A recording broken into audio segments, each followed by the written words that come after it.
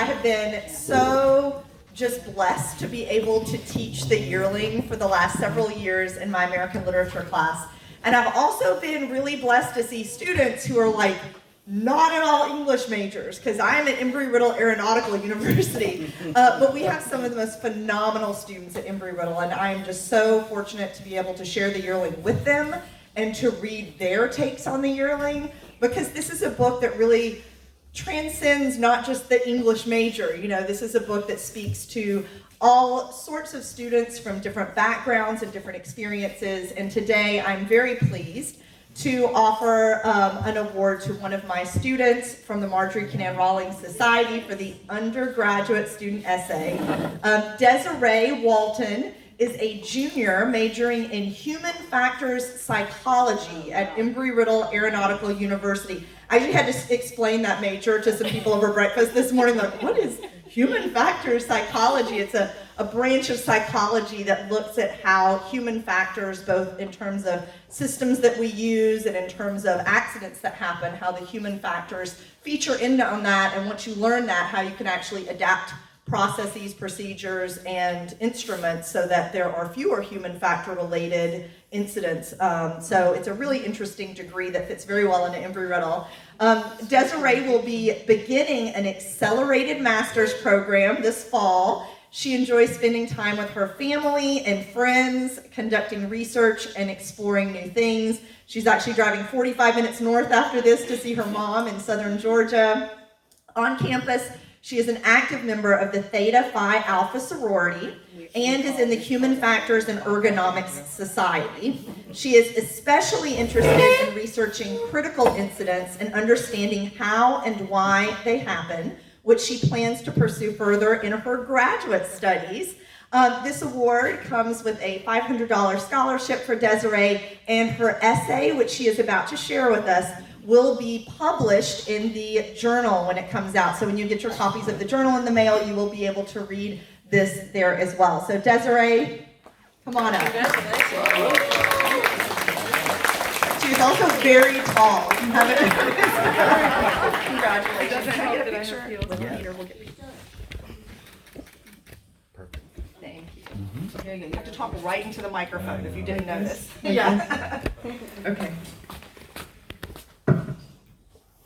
All right, so I'm going to apologize in advance because I am a little nervous. Yeah, there you go. Right, like this? Okay. So I want to apologize in advance because I do get a little nervous in front of crowds. So if I stutter or anything like that, just bear with me. We're all friends here. It's family. Okay. So my title for my essay is The Fluttermill and the Fall of Innocence, Jodi's Journey to Disillusionment. Marjorie Kinnan Rawlings' novel, The Yearling, follows the coming-age journey of Jodi Baxter, a young boy growing up in the Florida backwoods. Initially, Jodi views nature as a source of comfort and predictability, believing in its permanence. However, as he experiences hunger, grief, and loss, his perception shifts, forcing him to confront life's unpredictability. This transformation is most evident in his changing relationship with the Fluttermill, which initially symbolizes innocence and joy, but later becomes a painful reminder of everything being temporary. Through Jodi's evolving perception of the Fluttermill, Rawlings captures the complexities of growing up, showing how childhood perspectives shift with experience. This transformation shapes Jodi's understanding of the world around him, ultimately forcing him to confront life's uncertainties. Rawlings symbolizes Jodi's journey through the Fluttermill, capturing his growth from innocence and joy to facing life's profound losses and challenging realities. In the beginning, the Fluttermill symbolizes Jodi's youthful belief in the permanence of happiness and stability. He views nature as an unchanging force that provides comfort and entertainment, finding joy in the steady motion of the Fluttermill. Rawlings illustrates this when Jodi threw himself on the weedy sand close to the water and abandoned himself to the magic of the motion. This moment showcases his assumption that childhood happiness and the world around him will remain constant. His attachment to the Fluttermill reflects his belief that nature is kind and will continually offer him a sense of security. However, this belief is rooted in naivety. I hope I said that right. I know what it means, but yeah. As he has yet to face the challenges that will ultimately disrupt this illusion. Natoya Fonder, in her article, Love Them and Lose Them, Then Move On, points out that stories like The Yearling often portray childhood as a fleeting state. She explains that the maturation process that propels the child into adulthood is increasingly catalyzed by the traumatic loss of desperately loved individuals or objects. Jodi's early belief in the endlessness of joy aligns with this theme, as he remains sheltered from life's difficulties. Gradually, however, everything he cherishes is taken away, revealing that childhood is not a permanent state, but a fragile phase that inevitably ends. Although Jodi does not yet grasp its impermanence, the Fluttermill foreshadows the transformation he will undergo, reminding him that nothing lasts forever. As Jodi confronts hunger, grief, and the loss of his beloved pet Flag, his perception of the Fluttermill changes significantly, reflecting his realization that childhood happiness is both fragile and impermanent. His suffering compels him to reevaluate his earlier belief of nature's stability. When he tries to rebuild the Fluttermill, he initially convinces himself that in doing so will allow him to reclaim its magic, as if reconstructing the object will restore the sense of security he once felt. However, as he watches the mill turn, he recognizes that something fundamental has changed within him. He notes, the silver water dripped, but it was only palmetto strips brushing the water. There was no magic in the motion. The Fluttermill had lost its comfort. Yeah. This moment is crucial for Jodi's development, as he no longer sees the Fluttermill as a source of wonder, but as an empty motion that cannot undo his losses. The loss of magic in the Fluttermill symbolizes the loss of Jodi's innocence. Once, he viewed nature as a source of endless joy, and now he sees it as indifferent to his feelings. His attempt to rebuild the mill serves as a test of his emotional state. He wants to believe it will still offer comfort, but deep down, he knows it cannot.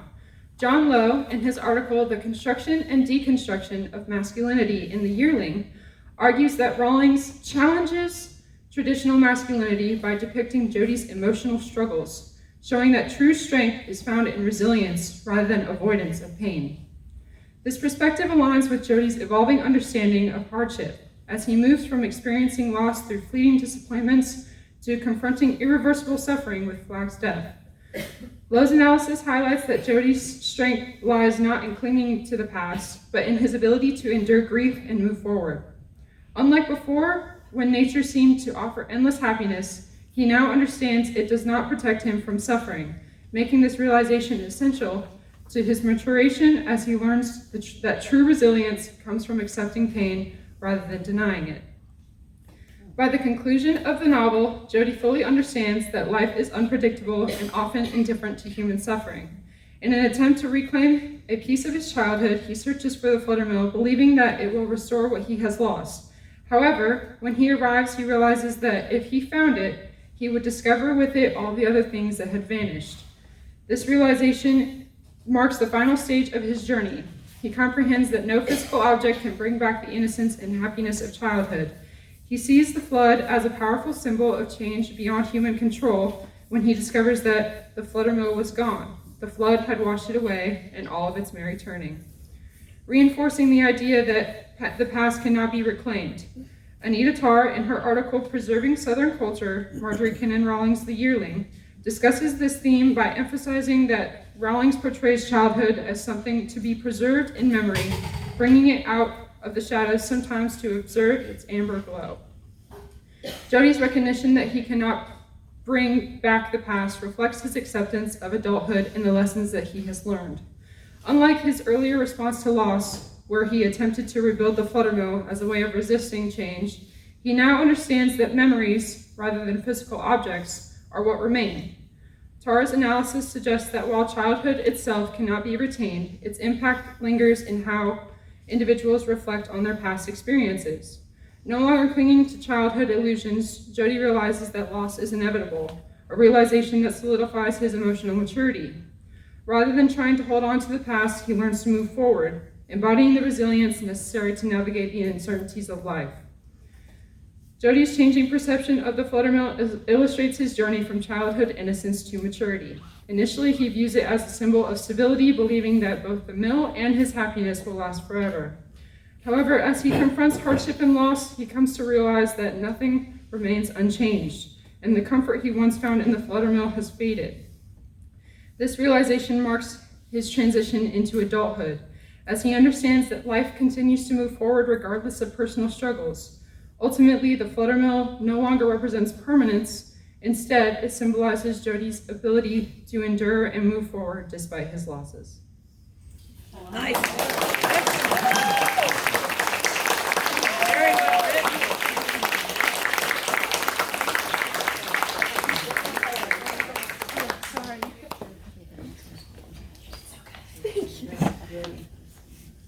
The paparazzi. Yeah, there's a lot of pictures here. It's like,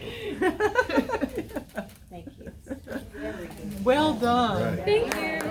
thank you so much, Desiree.